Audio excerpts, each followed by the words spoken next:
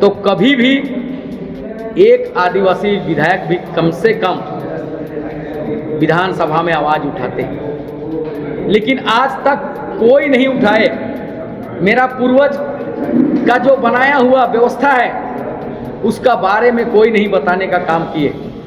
भारत आदिवासी party Jharkhand प्रदेश के तत्वाधान में राजधानी रांची के घुंकुड़िया सभागार करमटोली में संवाददाता सम्मेलन आयोजित की गई।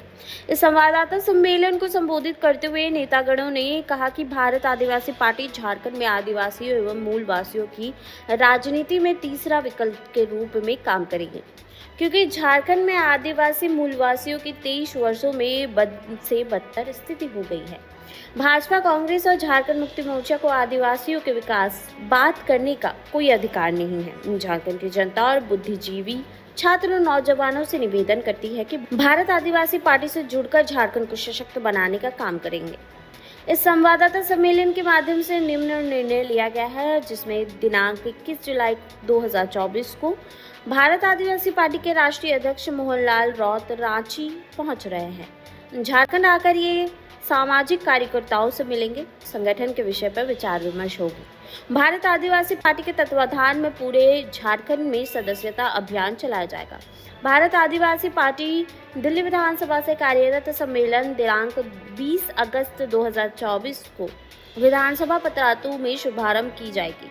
दिनांक 30 अगस्त तमाड़ विधानसभा में देवड़ी मैदान खिजड़ी, 1 सितंबर 2024 विधानसभा, 9 अगस्त मांडर विधानसभा, हटिया विधानसभा, मांडू विधानसभा, ईचागढ़ विधानसभा, कांके विधानसभा सितंबर महीने तक सभी विधानसभा का सम्मेलन की घोषणा करती है। आज हम लोग जैसे सब विदित है और आपको ज्ञात होगा कि पहले हम लोग समाज के जन संगठन चलाते थे। उसके बाद 9 जुलाई को हम लोगों ने पार्टी को ज्वाइन किया और उसके बाद हम लोग पहला हमें लगता है कि प्रेस कॉन्फ्रेंस पार्टी के आधार पर कर रहे हैं।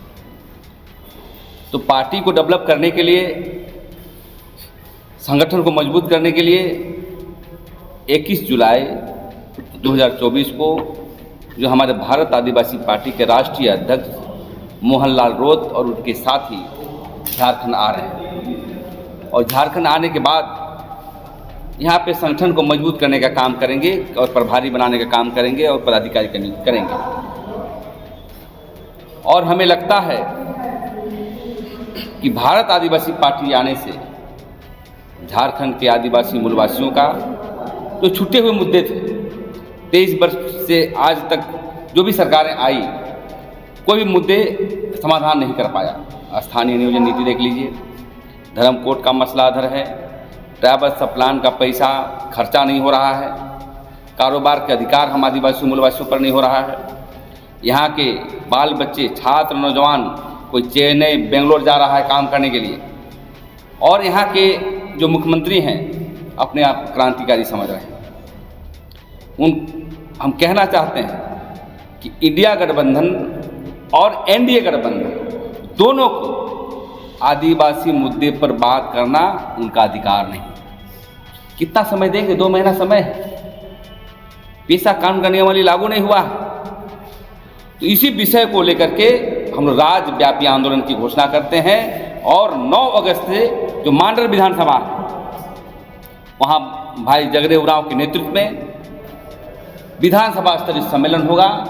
हम विश्व आदिवासी दिवस भी मनाएंगे और पार्टी लाइन के आधार पर डेवलप भी करेंगे। दूसरी बात, 20 तारीख को 20 अगस्त हम लोग पतराहातू मैदान जो सिली विधानसभा में आता है वहाँ पर कार्यकर्ता सम्मेलन करेंगे। 25 अगस्त को खिजड़ी विधानसभा में करेंगे और 30 अगस्त को तमाड़ विधानसभा के जो देवड़ी का मैदान है वहाँ जन सैलाब होगा।